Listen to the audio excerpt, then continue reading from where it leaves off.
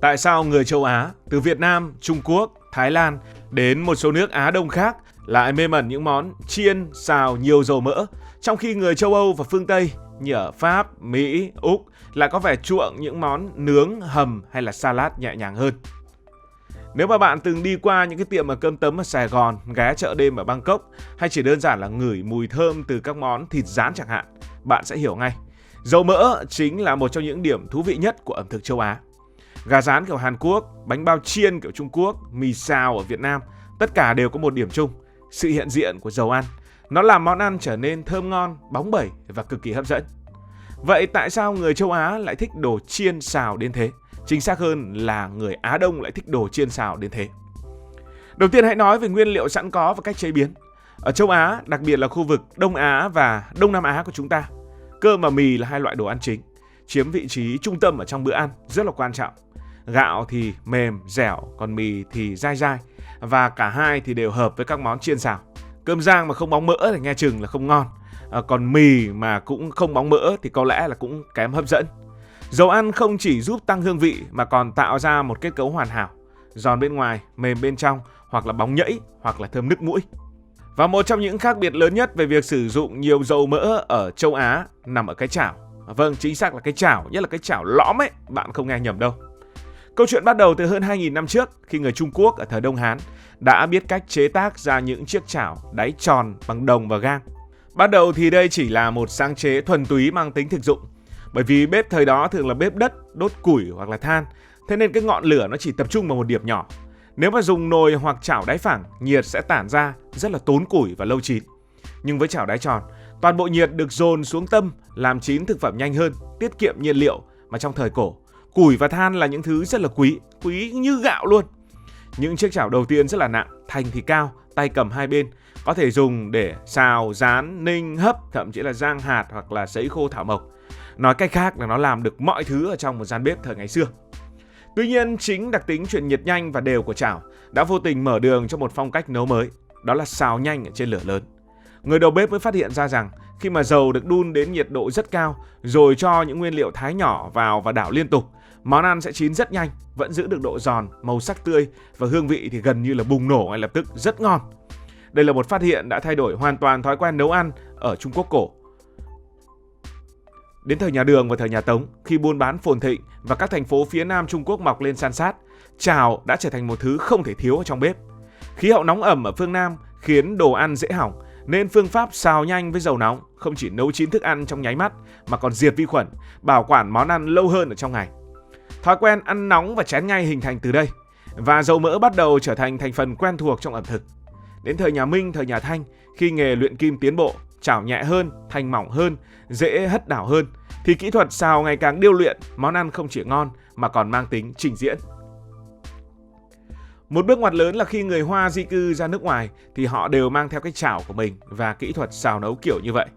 Ở Việt Nam cũng thế, nhiều món ăn đã trở nên quen thuộc và không ít một số món trong số đó cũng bắt nguồn từ Trung Quốc.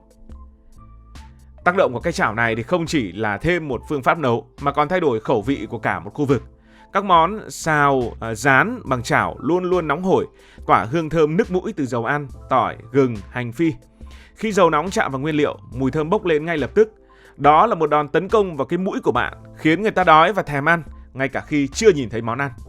Chỉ cần nghe tiếng và ngửi mùi là biết ngay món gì đang được làm ra. Dần dần, người dân khắp Đông Á và Đông Nam Á quen với hương vị này, và hầu như bữa cơm nào cũng có một món rán hoặc là xào. Đây cũng là lý do khiến lượng dầu mỡ trong ẩm thực châu Á cao hơn hẳn so với nhiều khu vực khác. Điểm thú vị là cái chảo này nó còn thích nghi với từng quốc gia. Ở Việt Nam, nhiều nhà vẫn giữ cái kiểu chảo đáy tròn cho bếp ga, nhưng cũng có loại đáy phẳng để hợp với bếp từ. Ở Thái Lan, chảo thường được làm mỏng hơn để lửa bếp than thấm nhanh, phù hợp với những món xào có nhiều gia vị cay. Ở Mã, ở Sing, chảo thường to và sâu để vừa xào và vừa rán ngập dầu. Ở Nhật Bản thì chảo thường nhỏ hơn, phù hợp với khẩu phần ăn ít.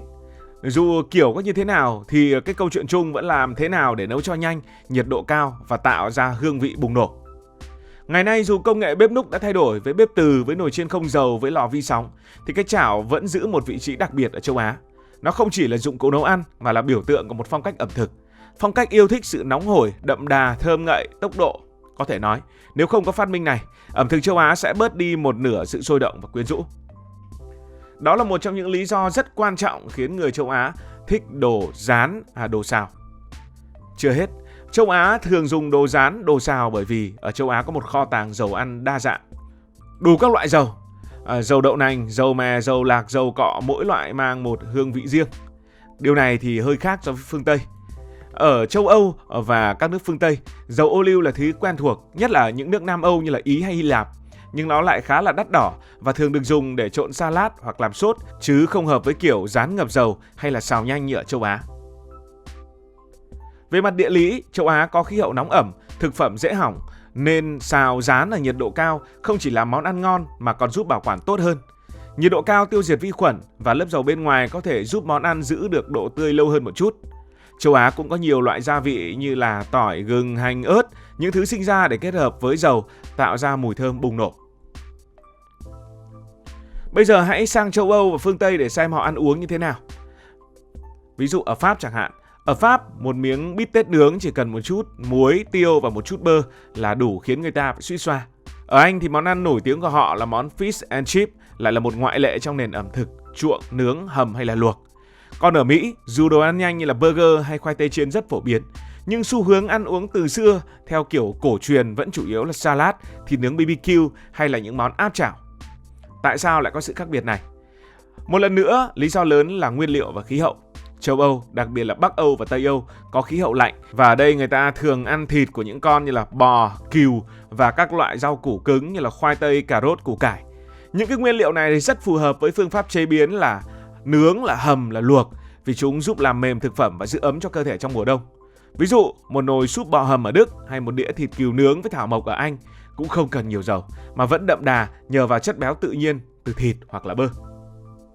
Ở Mỹ, ẩm thực phương Tây có phần đa dạng hơn do ảnh hưởng của làn sóng di cư nhưng vẫn giữ những nét đặc trưng của châu Âu, đó là ưu tiên sự đơn giản. Một bữa BBQ kiểu Mỹ với sườn nướng, khoai tây nghiền và ngô luộc là một ví dụ điển hình. Dù Mỹ nổi tiếng với đồ ăn nhanh nhiều dầu mỡ như là gà rán hay là khoai tây chiên, nhưng những món ăn này thực chất chịu ảnh hưởng từ xu hướng công nghiệp hóa gần đây, chứ không phải truyền thống lâu đời như ở châu Á. Các chuỗi thức ăn nhanh dùng dầu để mà rán khoai tây, gà hay là cá, nhưng đây là sản phẩm của công nghiệp hiện đại, không phải là truyền thống lâu đời. Trong khi đó ở châu Á, kỹ thuật rán, xào đã có từ hàng ngàn năm, gắn liền với văn hóa và lối sống. Còn bạn thì sao? Bạn thích ăn theo kiểu châu Á, tức là thích rán, thích xào, hay là thích ăn theo kiểu châu Âu với những đồ hầm, với những cái món ít dầu mỡ hơn? Hãy để lại ý kiến của bạn dưới phần bình luận. Cảm ơn vì đã quan tâm theo dõi câu chuyện này. Nếu cảm thấy thú vị, bạn có thể nhấn nút đăng ký kênh, bật chuông thông báo và chia sẻ. Còn bây giờ thì xin được nói lời chào tạm biệt từ bình luận viên Hải Thanh.